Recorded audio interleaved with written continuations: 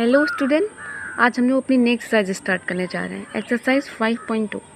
आइए इसका first question देखते हैं। How would you rewrite Euclid fifth postulate so it would be easier to understand. आप कैसे यूक्लिड के फिफ्थ पोस्टुलेट को लिखेंगे कि वो समझने में और भी ज़्यादा आसान लगे। इसका अर्थ यही है। आइए इसका आंसर देखते हैं कैसे हम लोग लिखेंगे।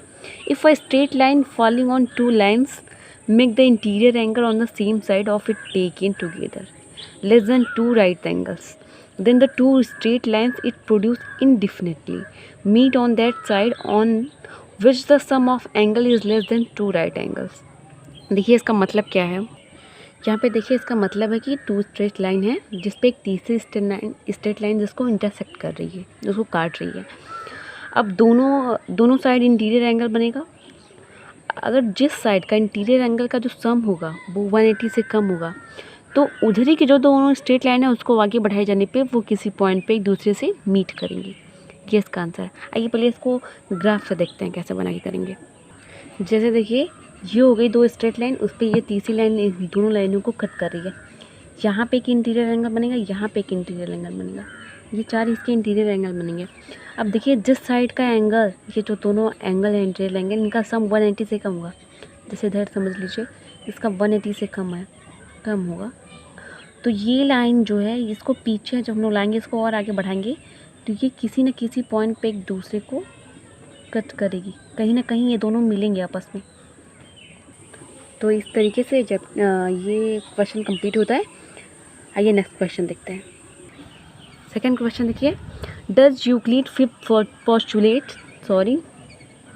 Postulate imply the existence of parallel lines, explain.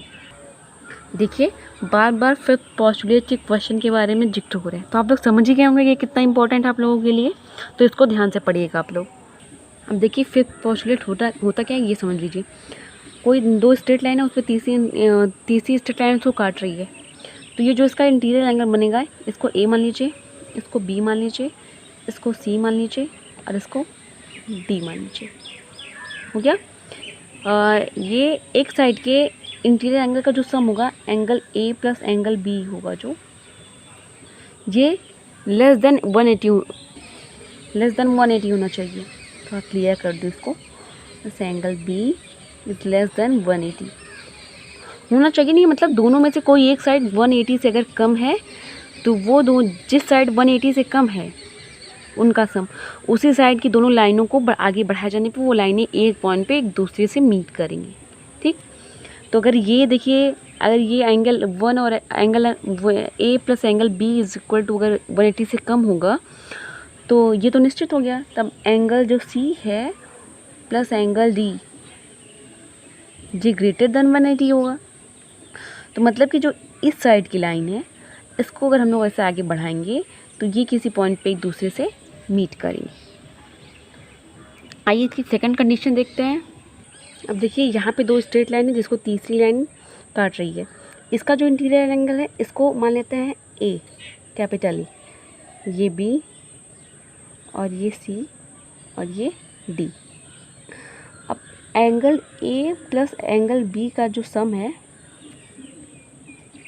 Angle A और एंगल बी का जो सम है वो 180 के इक्वल है। सॉरी ये डी होगा। और जो एंगल सी और एंगल डी का जो सम है वो 180 के बराबर है। अब दोनों साइड जो है वो ये भी इस साइड का भी 180, इस साइड का भी 180। हम लोग जो फिफ्थ पोस्टुलेट जो बोलता है उसमें उसके हिसाब से जिस साइड 180 से कम होगा उसकी दोनों लाइनें आगे बढ़ाए जाने पे वो एक पॉइंट पे एक दूसरे से मीट करेंगे।